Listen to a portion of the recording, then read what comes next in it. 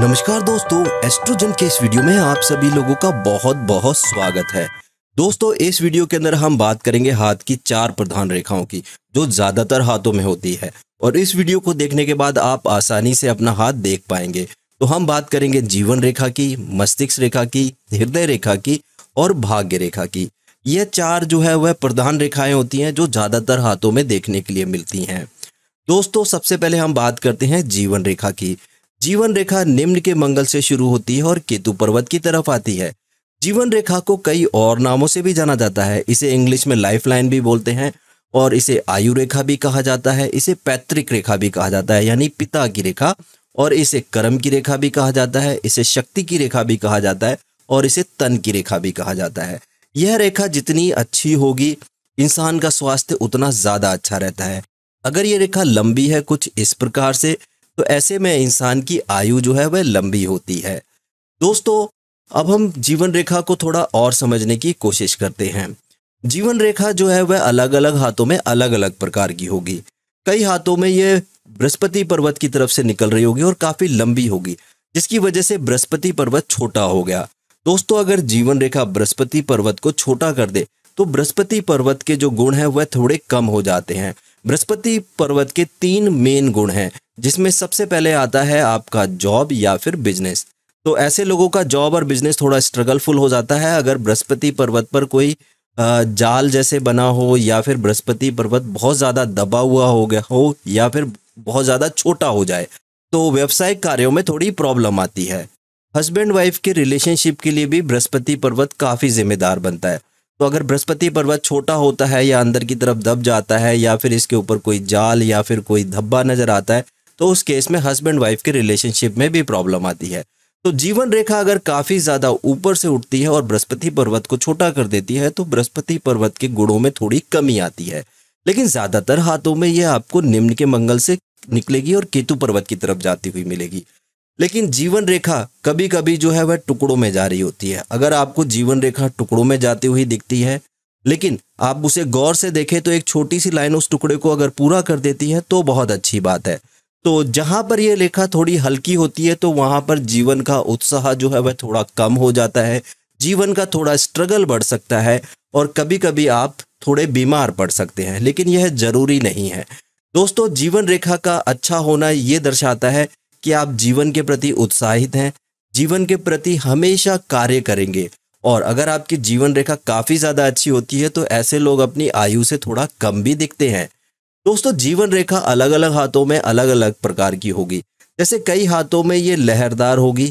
तो अगर ये लहरदार रेखा देखने के लिए मिलती है, तो इसका मतलब होता है कि जीवन का उत्साह कभी कम होगा, कभी ज्यादा होगा, एक जैसा नहीं रहेगा।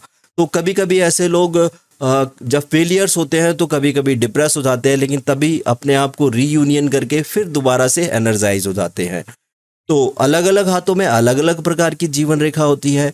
दोस्तों, अगर किसी के हाथ में जीवन रेखा कुछ इस प्रकार से निकल रही है, और अगर आप यहाँ पर गौर से देखें तो आपको थोड़ा सा जंजीर नुमा रेखा दिख रही है, जिसे जैसा कि मैं यहाँ पे बना रहा हूँ। अगर ये जंजीर नुमा रेखा आपको देखने के लिए मिलती है, तो ये भी कहीं ना कहीं जीवन के उत्साह को कम करती है और आपके जो रेजिस्टेंस पावर है बीमारियों से लड़ने को लेकर के, उसको भी थोड़ा कम करती है, जिससे कि ऐसे लोग कभी कभी बीमार हो जाते हैं। खास करके सर्दी जुकाम इनको बहुत जल्दी हो जाता है। दोस्तों, अगर जीवन रेखा बहुत ज्यादा मोटी है, यानी कि ये इसकी मोटाई बहुत ज्यादा ली हुई है, एक बारी मैं फिर से कोशिश करता हूं बनाने की। जीवन रेखा काफी ज्यादा मोटी है, तो इस केस के अंदर क्या होता है कि जीवन का थोड़ा संघर्ष बढ़ जाता है, चीजों को मिलने में थोड़ा सा डिले हो जाता है। क्योंकि हाथ की रेखाएं अगर मोटी होंगी तो कहीं ना कहीं वह जीवन के संघर्ष को बढ़ा देती हैं। तो जीवन रेखा ना तो बहुत ज्यादा पतली होनी चाहिए। अगर किसी के हाथ में बहुत ही पतली सी रेखा दिख रही है इस तरीके से, तो ऐसे लोग जो होते हैं वह चीजों के सामने जल्दी सरेंडर कर देते हैं, यानी कि जीवन के प्रति उनका उत्साह जो है कम होता है और रेजिस्टेंस पावर भी थोड़ी कम होती है। ऐसे लोग जल्दी जल्दी बीमार होते हैं, खास करके सर्दी जुकाम से।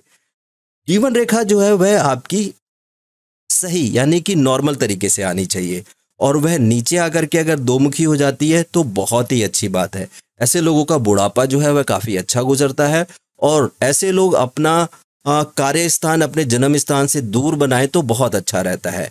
यह दो मुखी जो है वह इस तरफ भी हो सकती है, वह अंदर की तरफ भी हो सकती है। अगर दोनों ही केसेस में ऐसे लोग अपना जो कर्म स्थान है वह अपने जन्म स्थान से दूर बनाए तो काफ़ी अच्छा रहता है।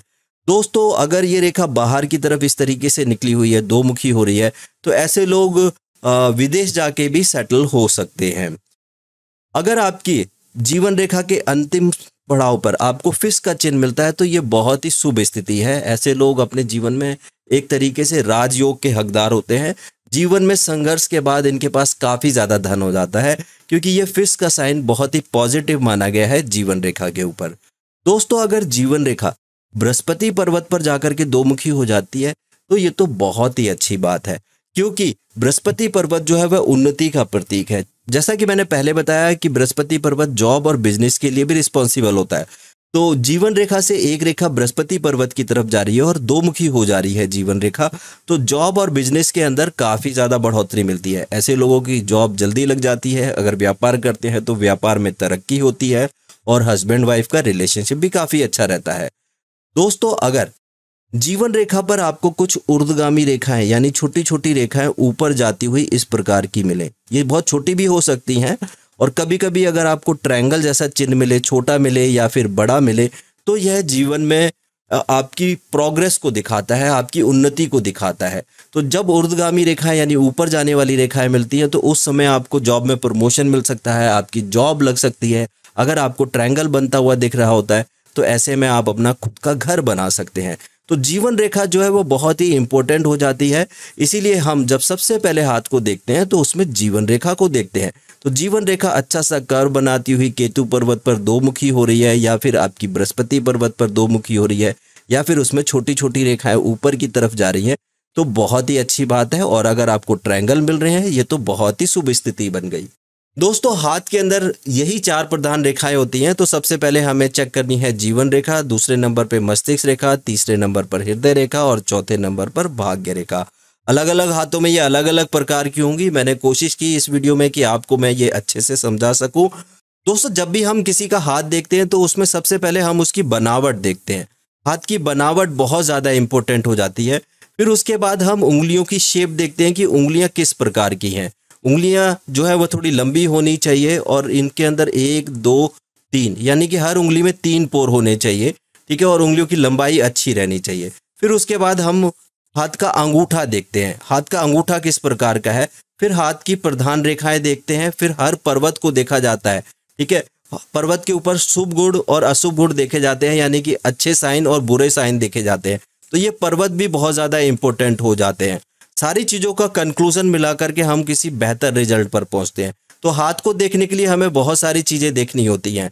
तो हाथ की बनावट बहुत इंपॉर्टेंट हो जाती है, और फिर उंगलियों की शेप, अंगूठा और आपकी प्रधान रेखाएं और हाथ के पर्वत।